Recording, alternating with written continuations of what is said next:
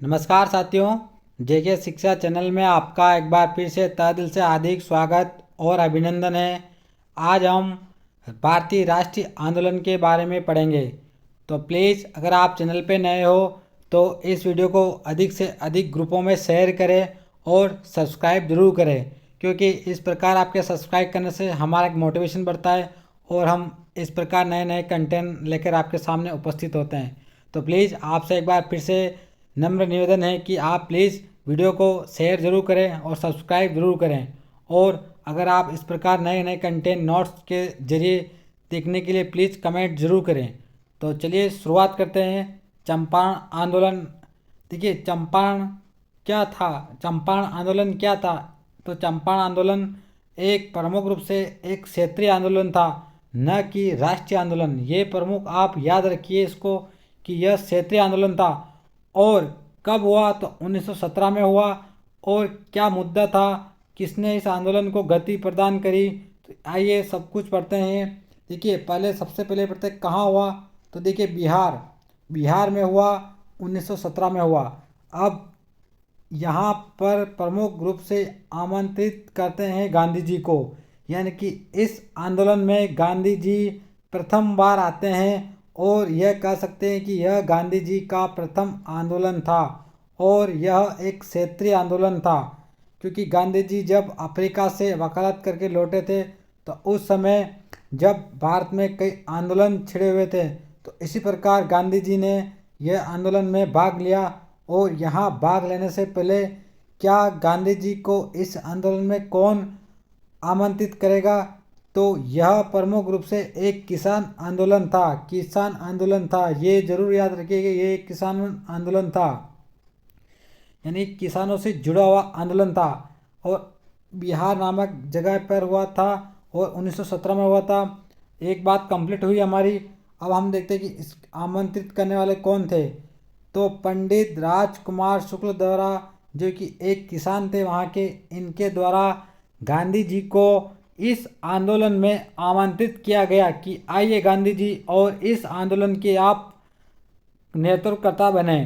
क्योंकि सब जानते थे कि उस समय गांधी जी का बोलबाला था और अगर कोई बात मनवानी थी तो गांधी जी अपने आंदोलन के जरिए आसानी से अंग्रेजों से मनवा सकते थे।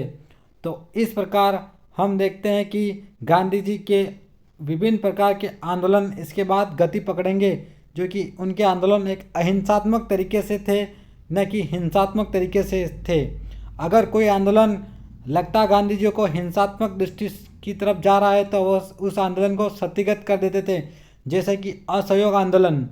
तो यह गांधी जी का प्रथम आंदोलन था और क्षेत्रीय आंदोलन था। ये जरूर याद रखिएगा था कि क्षेत्रीय आंदोलन था, न कि राष्ट्रीय आंदोलन। यहीं से गांधी जी की नींव तैयार होती है। भारत में आंदोलनों की नींव कह सकते हैं हम। तो क्या मुद्दा था जिसके कारण इस आंदोलन ने गति पकड़ी? तो मुद्दा था किसानों द्वारा 3/20 भाग पर नील की खेती करवाना, जिसे कि 3 गठिया पद्धति भी कहते थे। यानी कि 3 गठिया पद्धति। देखिए, 3 गठिया पद्धति कह सकते हो आप, या फिर किसानों द्वारा जबरदस्ती उनकी भूमि के 3/20 भाग पर नील की खेती करवाई जाती थी। और इस नील की खेती किसानों को नुकसान पहुंच रहा था, इसमें किसानों को कुछ मिल नहीं रहा था और किसान एक कर्ज के नीचे दब रहे थे। तो हम यह कह सकते हैं कि इस प्रकार अंग्रेजी हुकूमत द्वारा ज़बरदस्ती किसानों से खेती करवाना, और यही मुद्दा बना इस आंदोलन का। तो इसी कारण यहाँ पर गांधी जी को बुलाया जाता है। और देखिए अब किस प्रकार यहाँ प्रक्रिया चलती है आंदोलन की। देखिए, ये प्रथम सत्याग्रह कह सकते हैं आप। सत्याग्रह से अर्थ होता है कि सत्य के लिए आग्रह, या गांधी जी का प्रथम क्षेत्रीय आंदोलन कह सकते हैं। तो मोस्ट इम्पोर्टेंट 4 फैक्ट हैं। कहाँ हुआ? तो 1917 में बिहार में हुआ। किसने आमंत्रित किया गांधी जी को? तो राजकुमार शुक्ल किसान ने आमंत्रित किया।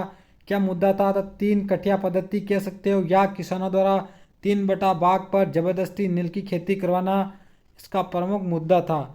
और इस आंदोलन को प्रथम सत्याग्रह या गांधी जी का प्रथम क्षेत्रीय आंदोलन कह सकते हैं। 4 चीज़ें कंप्लीट हो चुकी हैं। अगले हम चलते हैं कि देखिए यहाँ पर कौन उपस्थित थे। इस आंदोलन में इस बिहार चंपारण में कौन कौन उपस्थित थे जिन्होंने गांधी जी का समर्थन किया और किन्होंने इसका विरोध किया। तो देखिए, गांधी जी इस आंदोलन में जब पहुंचे तब यहाँ पर राजेंद्र प्रसाद उपस्थित थे। नोट करिएगा, इम्पोर्टेंट, राजेंद्र प्रसाद जो कि आगे चलकर बिहार से हैं, ये आगे चलकर भारत के प्रथम राष्ट्रपति के पद पर सुभूषित होंगे। उसके बाद में जेबी कृपलानी, इनकी पत्नी सुचित्रा कृपलानी ही आगे चलकर यूपी की प्रथम मुख्यमंत्री बनेगी। महादेव देसाई और मजहूल हक, ब्रजकिशोर, नरहरि पारिक ये प्रमुख रूप से यहाँ उपस्थित थे। नरहरि पारिक, किशोर, ब्रजकिशोर, मजहूल हक, महादेव देसाई, जेबी कृपलानी और राजेंद्र प्रसाद। यहाँ पर किसने गांधी जी का विरोध किया? एन.जी. रंगा ने गांधी जी का विरोध किया। गांधी जी के आने का यहाँ पर एन.जी. रंगा द्वारा विरोध किया गया। दो बातें कंप्लीट हो चुकी हैं। यहाँ समर्थन किसने किया? राजेंद्र प्रसाद, जेबी कृपलानी, राजेंद्र प्रसाद, जेबी कृपलानी, महादेव देसाई, मजहूल हक, ब्रजकिशोर, नरहरि पारिक। जबकि विरोध करने वाले थे एकमात्र व्यक्ति एन.जी. रंगा। अब देखिए इस आंदोलन का क्या परिणाम होता है। परिणाम देखिए, मामले की जांच कमेटी बैठाई जाती है, गांधी जी इसके सदस्य बनते हैं क्योंकि गांधी जी उस समय वकालत भी कर चुके थे और ये इनको विभिन्न अनुभव था क्योंकि अफ्रीका में ये अन्य कई आंदोलन कर चुके थे। इसी कारण यह किस प्रकार अंग्रेजों से बात मनवानी है यह मुख्य रूप से जानते थे गांधी जी, इसलिए इन्होंने अहिंसा का मार्ग अपनाया। तो देखिए यहाँ एक कमेटी गठित होती है और उस कमेटी के सदस्य बनाए जाते हैं गांधी जी को। उसके बाद में गांधी जी द्वारा 3 कठिया पद्धति समाप्त किए जाने के साथ ही किसानों द्वारा अवैध तरीके से वसूले गए लगभग 25% हर्जाना किसानों को दिलवाया गया। यानी कि यहाँ महात्मा गांधी जानते थे कि क्योंकि वो पहले ही ब्रिटेन में जा चुके थे और वकालत की पढ़ाई कर चुके थे, तो उन्होंने जो ब्रिटिश अधिकारी को बताया कि जो आप जो कर रहे हो ये प्रमुख रूप से असंवैधानिक है और इस प्रकार आप किसानों की अवहेलना नहीं कर सकते। तो इनको यहाँ जो अवैध तरीके से वसूला गया किसानों से हर्जाना भी यहाँ किसानों को दिलवाया गया और 3 कठिया पद्धति को भी समाप्त किया गया। तो इस प्रकार ये आंदोलन गांधी जी का प्रथम सत्याग्रह आंदोलन सफल रहा।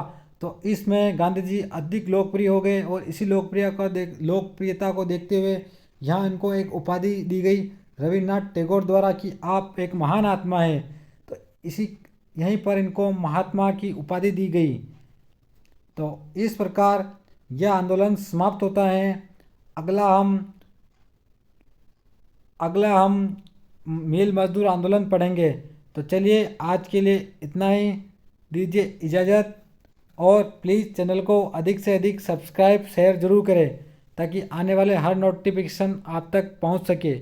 तो हम अगले जो कंटेंट आएगा अगले वीडियो में हम प्रमुख रूप से भारत का अगला महात्मा गांधी जी कौन सा आंदोलन करते हैं उस आंदोलन के बारे में पढ़ेंगे। जैसा कि सब जानते हैं कि यह गांधी जी का प्रथम आंदोलन था और इस आंदोलन में सफलता के बाद गांधी जी और उत्साहित होंगे और जो भारत में अकाल की स्थिति से गुजर रहे हैं या किसान मिल मजदूर विभिन्न प्रकार के जो अलग अलग क्षेत्रों में जो आंदोलन उपजे हैं उन आंदोलनों का नेतृत्व गांधी जी द्वारा किया जाएगा। तो इस प्रकार यह आंदोलन गांधी जी का प्रथम आंदोलन सफल रहा और इसके बाद में गांधी जी जो नेक्स्ट आंदोलन करेंगे वह आंदोलन करेंगे।